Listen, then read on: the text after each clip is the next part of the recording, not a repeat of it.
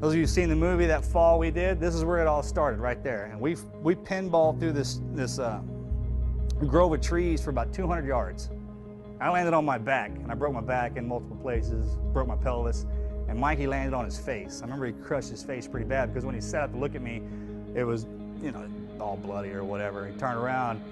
Well, that's when they hit us with the rockets and the mortars, and our world just kind of started blowing up around us. Well, it was time to go to work, all right? And at no point in time was any of my teammates afraid of anything. At no point in time did anybody stall in the door, so to speak. They didn't kind of back up and say, hey, I don't want to be in this. It was, hey, this is what we're here to do.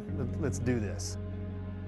About an hour and a half into this gun battle, Danny had broken both his femurs. He had a compound fracture on one of his tib fibs, and he'd been shot 4 times that I know of. So I was dragging him. In the movie, they kind of portrayed this the right way, but except for one piece, and that's where we were separated. He didn't die alone. Any and all my guys that got killed, I was right there. Well, I picked him up over my shoulder to take the brunt of this fall. And when I turned around to take the fall, I spun him right into a bullet. I shot him right in the back of the head, blew his head off, killed him right then and there. Well, I wasn't ready for his dead weight.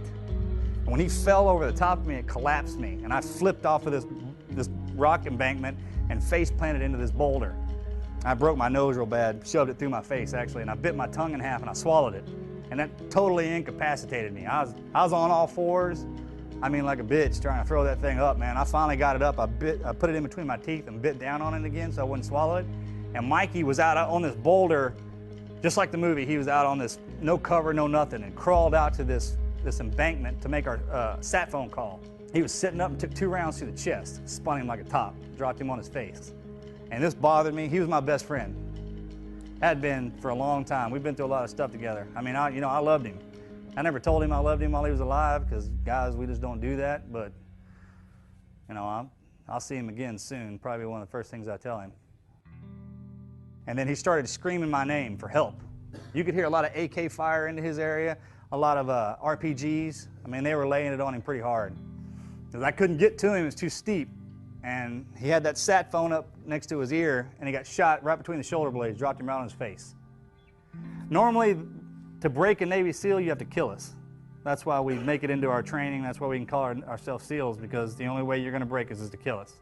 I snapped right there, like a twig, like a little bitch.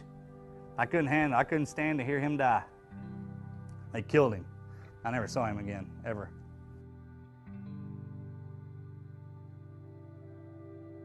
I caught up with Axe. He was a couple of 100 yards below me, and an RPG hit behind him, separated us, blew him one way, blew me another. I never saw him again for the rest of my life. It knocked me out again. When I came to, I was laid over the back side of this rock. I was upside down. My pants, med gear, kit, GPS, compass, all that stuff was gone. I had a harness on, had 1 magazine with 11 rounds in it. I went out there with 13 magazines of 30 rounds. I rolled over. I was paralyzed from the waist down. I started crawling, using my elbows. I started pulling myself through the dirt into the side of this ravine.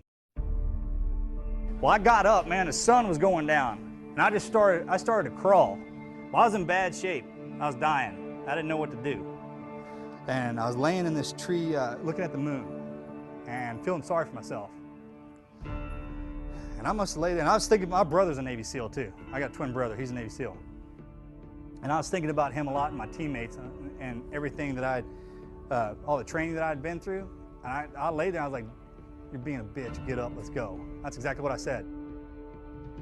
What was I gonna do, lay down there and die? I wasn't gonna do that. I definitely wasn't gonna feel sorry for myself. And I kept thinking, I was like, all right, I'm still alive, man. I'm alive. I mean, they fought and died. I'm still alive. So the mission's still on. Let's go. So I reached out and I grabbed a rock. And I reached out as far as I could and I drew a line in the dirt in front of me. I was like, I'm gonna crawl to that till my feet hit it. If I'm still alive, I'm gonna do it again. And that's what I did. I'd draw a line, crawl to it, my feet would hit it. I'd fall down a hill, I'd crawl up another hill, I'd draw another line. And I did that for 7 miles. When it was an option, when I was out there and I was shot, I laying down there, and somebody was like, well, why didn't you quit? Because that's not an option, all right? That's not what I am. You understand what I mean? So if I'm a Navy SEAL, I'm a gunfighter, I'm a war fighter, and if I get shot and I can pick myself up, I'm gonna pick myself up till you shoot me again and kill me. Basically, I'm not gonna stop. ever, period. Until you take everything away from you. You strip it all away. That's the way we're trained. From the day you go into training, they take away everything that you are and that you ever were. And then they mold you back up to what they want you to be. And if you're a part of something to where your whole livelihood and everything you depends on another man, that's where that bond comes from. Everybody knows that a bond is forged in adversity, right? But rely on each other, man. Love each other as a team. Ain't nobody out here that you ain't willing to sacrifice everything for. Every day, man, what do you got? You're gonna walk through me, man, you better bring some help. That's what you gotta think. Because I got my boys right here, we're about to find out who's what. That's the way you gotta be, man. Like, it's gonna take everything you got to get to the end of this field. You better pray to God you put the work in, because I have.